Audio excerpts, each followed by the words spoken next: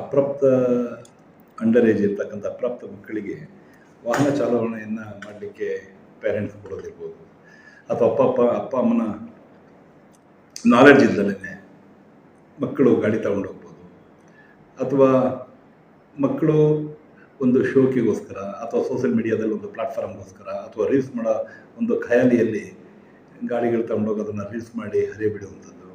ಆಮೇಲೆ ಕೆಲವು ಮಕ್ಕಳು ಈ ವೀಲಿಂಗ್ ಮಾಡುವಂಥದ್ದು ಅಲ್ಲಿ ಇಲ್ಲಿ ಅದು ಕೇಳಿ ಬರ್ತಾ ಇದೆ. ಅದ್ರ ಬಗ್ಗೆ ನಮ್ಮ ಹುಬ್ಬಳ್ಳಿ ಧಾರವಾಡದಲ್ಲಿ ಒಂದು ಸ್ಪೆಷಲ್ ಡ್ರೈವ್ ಮಾಡ್ತಾನೆ ಅಪ್ರಾಪ್ತರಿಗೆ ವಾಹನಗಳನ್ನು ಚಲಾಯಿಸೋದನ್ನು ಕಡಿವಾಣ ಹಾಕಬೇಕಂತೇಳಿ ಕ್ರಮ ಕೈಗೊಳ್ತಾ ಇದ್ದೇವೆ. ಆ ಥರ ಸುಮಾರು ಹಲವಾರು ಪ್ರಕರಣಗಳು ದಾಖಲಾಗಿದ್ದಾವೆ, ಪ್ರತಿದಿನ ದಾಖಲು ಮಾಡ್ತಲೇ ಇದ್ದೇವೆ.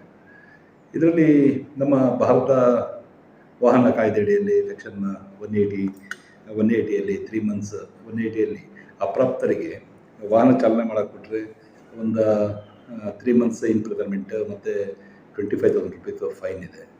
ಮತ್ತು ಅಪ್ರಾಪ್ತರಿಗೆ 181 ಪ್ರಕಾರ ಅಪ್ರಾಪ್ತ ಅಂತೇಳಿ ಗೊತ್ತಿದ್ರು ಅವನಿಗೆ ವಾಹನ ಚಾಲನೆ ಮಾಡಲಿಕ್ಕೆ ಹಿರಿಯರಾಗಿದ್ದವರು ಕೊಟ್ಟರೆ ಆಗಲೂ ಸಹ ಹಿರಿಯರಿಗೂ ಸಹ 181 ಪ್ರಕಾರ 3 months ಇಂಪ್ರಿಸನ್ಮೆಂಟು ಮತ್ತು 5,000 ರೂಪೀಸ್ ಫೈನು ಇದೆ.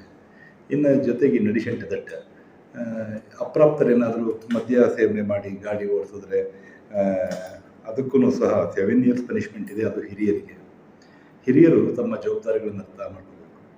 ಹಿರಿಯರು ಮಕ್ಕಳು ನೋಡಿ ನಮ್ಮ ಮಕ್ಕಳು ಎಷ್ಟು ಚೆನ್ನಾಗಿ ಗಾಡಿ ಓಡಿಸ್ತಾರೆ ಹೇಗಿದೆ ಅಂತ ಹೇಳಿ ಒಂದು ಮಕ್ಕಳನ್ನು ಖುಷಿ ಪಡಿಸ್ಲಿಕ್ಕೆ ಅಥವಾ ಬೇರೆಯವ್ರ ಮುಂದೆ ಹೆಗ್ಗಳಿಕೆಯನ್ನು ಹೇಳ್ಕೊಳ್ಳಲಿಕ್ಕೆ ಮಾಡುವಂಥ ಕೃತ್ಯಗಳಿದೆಯಲ್ಲ, ಅದು ಮಕ್ಕಳಿಗೆ ಪ್ರೇರೇಪಣೆ ಆಗ್ತದೆ ಅಂತೇಳಿ ನಾನು ಭಾವಿಸ್ತೇನೆ. ತಂದೆ ತಾಯಿಗಳು ಮಕ್ಕಳನ್ನು ಶಿಸ್ತಿನಿಂದ ಬೆಳೆಸಬೇಕು. ಯಾಕೆಂದರೆ ಗಿಡವಾಗಿ ಬಗ್ಗದ್ದು ಮರವಾಗಿ ಬಗ್ಗೋದಿಲ್ಲ. ಆದಷ್ಟು ಕಾನೂನು ಏನು ಹೇಳುತ್ತೆ, ಈ ನೆಲದ ಕಾನೂನು ಏನು ಹೇಳುತ್ತೆ, ಒಬ್ಬ ಉತ್ತಮವಾದ ನಾಗರಿಕನಾಗಲಿಕ್ಕೆ ಕಾನೂನುಗಳನ್ನು ನಾವು ಪರಿಪಾಲಿಸಬೇಕು ಅನ್ನೋ ಒಂದು ಪಾಠಗಳನ್ನು ಹಿರಿಯರು ಮಕ್ಕಳಿಗೆ ಚಿಕ್ಕದ್ರಿಂದ ಹೇಳಬೇಕು. ಈಗ ನೋಡಿ, ನಿಮಗೊಂದು ಅದಕ್ಕೆ ಒಂದು ಒಳ್ಳೆಯ ಉತ್ತಮ ಉದಾಹರಣೆ ಅಂತ ಹೇಳಿದ್ರೆ, ನಮ್ಮ ಲಾಸ್ಟ್ 19ನೇ ತಾರೀಕು ವಿದ್ಯಾನಗರ ಪೊಲೀಸ್ ಸ್ಟೇಷನ್ ಲಿಮಿಟ್ಸಲ್ಲಿ ಒಬ್ಬ ಹುಡುಗ ಓಲಾದಲ್ಲೇ ಬಾಡಿಗೆ ಗಾಡಿ ತಗೊಂಡು ಓಲಾದಲ್ಲಿ ಹೋಗ್ತಾನೆ ಸ್ಕೂಟರ್ ತಗೊಂಡು. ಆದರೆ ಇನ್ನೊಬ್ಬ ಹುಡುಗ ಒಂದು ಆಡಿ ಕಾರ್ ತಗೊಂಡ್ಬರ್ತಾನೆ. ಆಡಿ ಕಾರ್ ತಗೊಂಡು ವಿದ್ಯಾನಗರ ಲಿಮಿಟ್ಸಲ್ಲಿ ರೀಲ್ಸ್ ಮಾಡೋ ಹುಚ್ಚಿಗೆ ಸ್ಪೀಡಾಗಿ ಬಂದು ಆ ಓಲಾ ಸ್ಕೂಟರ್ಗೆ ಹೊಡೆದೋದ ಪರಿಣಾಮ ಒಬ್ಬ ಹುಡುಗ ತನ್ನ ಜೀವನವನ್ನೇ ಕಳ್ಕೋಬೇಕಾಗುತ್ತೆ. ಆಡಿ ಕಾರ್ ತಗೊಂಡ ಹುಡುಗನಿಗೆ ಜೂನಿಯರ್ ಜಸ್ಟಿಸ್ ಆ್ಯಕ್ಟ್ ಪ್ರಕಾರ ಮತ್ತು ನಮ್ಮ ಕಾನೂನಿದೆ ಅದನ್ನು ಮಾಡಿ ಮತ್ತು ಅವ್ರ ತಂದೆಯವರು ಸಹ ಅರೆಸ್ಟ್ ಆದರು.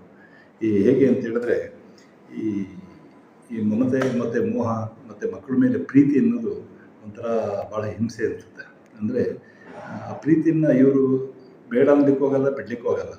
ಅದನ್ನು ಒಂಥರ ಒತ್ತಾಯಕ್ಕೆ ಮಣಿದು ಕೊಟ್ಟು ಹೆಚ್ಚು ಕಡಿಮೆ ಆದಾಗ ಮತ್ತು ಅದರಿಂದ ಸಫರ್ ಪಡೋರು ತಂದೆ ತಾಯಿಗಳೇ.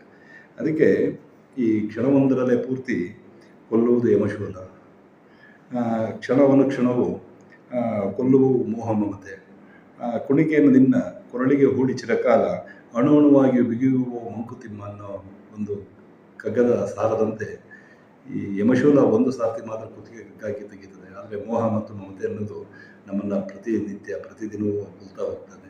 ಆ ಥರ ಕೊಲ್ಲುವಂತಹ ವ್ಯವಸ್ಥೆಗಳಿಗೆ ನಮ್ಮ ಮಕ್ಕಳನ್ನು ನಾವು ಬೆಳೆಸೋದು ಬೇಡ ಅನ್ನೋದು ಒಂದು ಕಿವಿ ಮಾತು ನಮ್ಮ ಹಿರಿಯರಿಗೆ ಮತ್ತು ಪೋಷಕರಿಗೆ ಇರಲಿ ಅಂತೇಳಿ ನಾನಾದರೂ ಭಾವಿಸ್ತೇನೆ. ಜೊತೆಗೆ ಮಕ್ಕಳನ್ನು ಸ್ವಲ್ಪ ಈ ಸೋಷಿಯಲ್ ಮೀಡಿಯಾ ಪ್ಲಾಟ್ಫಾರ್ಮಿಂದ, ಈ ರೀಲ್ಸ್ ಮಾಡೋ ಹುಚ್ಚಿನಿಂದ ಮತ್ತು ಇನ್ಸ್ಟಾದಲ್ಲಿ ಇದೆಲ್ಲ ಇನ್ಸ್ಟಾ ಅಥವಾ ಬೇರೆ ಇದರಿಂದ ಮಕ್ಕಳನ್ನ ಹೊರಗಡೆ ತರೋದು